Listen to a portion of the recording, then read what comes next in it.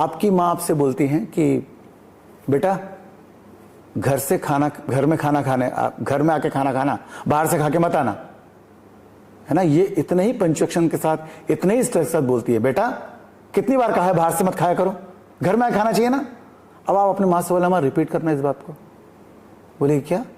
फिर से बोलो। क्या बोलूं? बोल तो दिया। नहीं फिर से बोलो ना। मुझसे नहीं बोला, बस बाहर से वो नहीं बोल पाएगी। यही एक्टर कर लेता है। कहाँ स्ट्रेस लगाना है। अंतर क्या होता है दोनों में, रियल लाइफ में और रियल लाइफ में, मतलब नाटक में क्या फर्क है कि रियल लाइफ में इमोशन पहले आते हैं, टेक्स्ट बाद में आता है। जैसे कि आपने मुझे मुक्का मारा, मुझे गुस्सा आया, मारा क्यों, है ना। लेकिन नाटक में क्या होगा, आपको पहले लिखा जाएगा, आपको ये बोलना है मारा क्यों। अच्छा मारा क्यों बोलना है मुझे, ठीक है। क्या होगा इसमें, ये आपको मारेंगे, फिर आपको गुस्से में बोलना है मारा क्यों। तो आपको मारा क्यों मिल गया पहले, एक्शन बाद में आ रहा है। असली में क्या होता है, आपने देखा होगा कितनी जल्दी गुस्सा आता है, वो सिचुएशन बनती है तब संवाद, और वहां पे चीजें बनती जाती हैं। तो कहां पे आपको चीजों को उठाना है, आप मेरी बात ध्यान से क्यों नहीं सुनते हो, है ना। निकलो यहां से, क्या है ये, बार बार अंदर आते हैं आप। तो ये जिस तरीके से मैं बोल रहा हूं, इसके अंदर आपके पीछे एक सबटेक्स्ट चल रहा है कि बार बार अंदर आते हैं, मतलब इससे पहले कई बार आ चुका है आदमी। और किससे बोल रहा हूं, अब ये कोई बड़ा आदमी, सर आप प्लीज बार बार अंदर आ रहे हैं। कोई मुझसे छोटा होगा तो क्या यार इसको निकालो। तो ये जो ग्राफ आ रहा है, तो हर ग्राफ के पीछे कहानी होती है। कभी कभी हम किससे बोलते हैं, आपसे बोलूंगा कि आप शराबी हो, शराबी का रोल करो, तो आप अचानक कह रहे हो भाई साहब, फिर आप ये पूछते नहीं कि सर आपने पूछा ही नहीं कितने पैक पिया हुआ है। ये तो आपने पूछा ही नहीं। शराबी मतलब ये हो गया, साउथ इंडियन मतलब आई ये हो गया, बंगाली मतलब उड़ी बाबा हो गया। उसके पीछे का उस आदमी की कहानी ढूंढनी पड़ेगी ना। अगर मुझे आज इनकी कहानी करनी है, तो इनकी कहानी करने के लिए मुझे इनके बैक पे जाना पड़ेगा।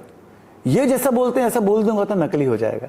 लेकिन इनके पीछे सिचुएशन क्या है, ये कहां से दुखी होके आते हैं, कहां से खुश होके आते हैं, कौन इन्हें परेशान करता है, किन से ये खुश हैं, इनके साथ प्रॉब्लम क्या है, इन्हें परेशान कौन कर रहा है। ये सारी बातें देखते तो हमारी, जैसे कि मैं बोल रहा हूं मैं आज दुखी हूं यार, अब मुझसे बात मत कर, मुझसे बात मत कर। अब एक और होता है यार सुन तो मत करना यार बात, इसका मतलब बहुत ज्यादा परेशान है।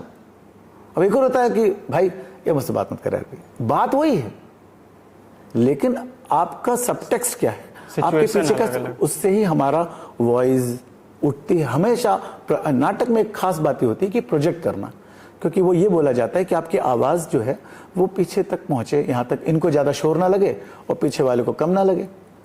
तो वो जरूर एक वॉइस की एक्सरसाइज होती है। स्पीच में सांस के साथ काम किया जाता है, बॉडी के साथ काम किया जाता है, रिदम के साथ काम किया जाता है। तो ये सारी चीजें करने के बाद जिसके अंदर नहीं है वो आ जाती है, जिसके अंदर पहले से है वो और चीजों को समझ जाता है। जैसे नाटक में ये कहा जाता है, चाहे आप जोर जोर से चिल्ला के बोल रहे हैं तो आपको कहा जाता है कि गले से मत चिल्लाओ, नहीं तो गला पेट से चिल्लाओ। हाँ, पेट से चिल्लाओ। नेचुरली गले से आप फोर्स जब देते हो, तो मेरे साथ भी होता है कभी कभी मैं गले से ज्यादा बोल देता हूँ।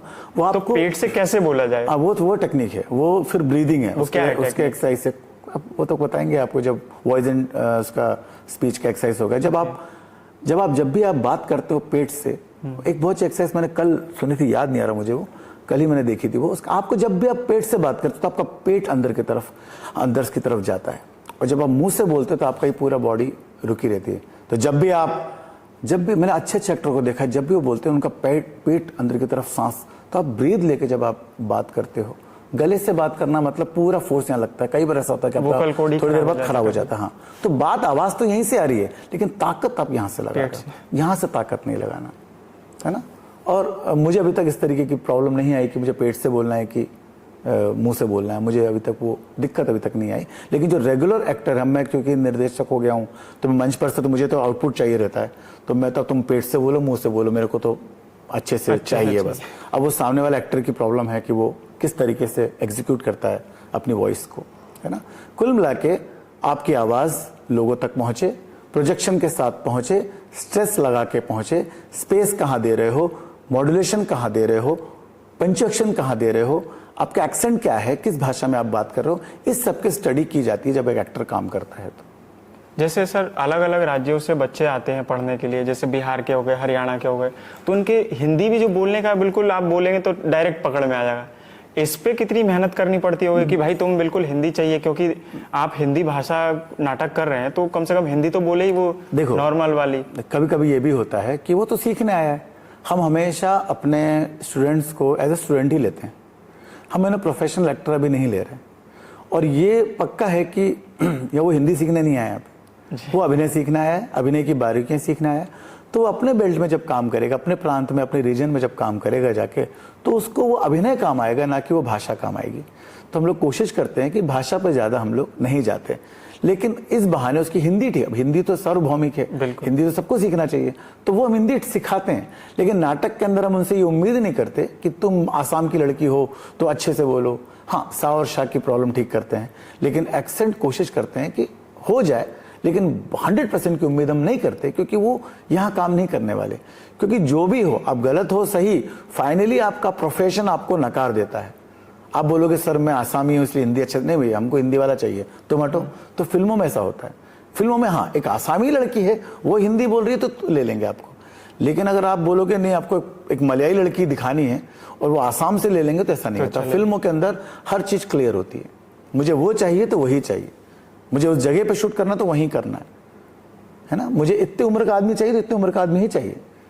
अलग से खरज बनाना, अलग से क्रैप लगाना, ये सब नहीं होता। इसलिए कभी कभी बॉडी तक नकली ना बनाते हुए हीरो हीरोइन लोग अपनी बॉडी पर काम करते हैं, दुबले हो जाते हैं, मोटे हो जाते हैं।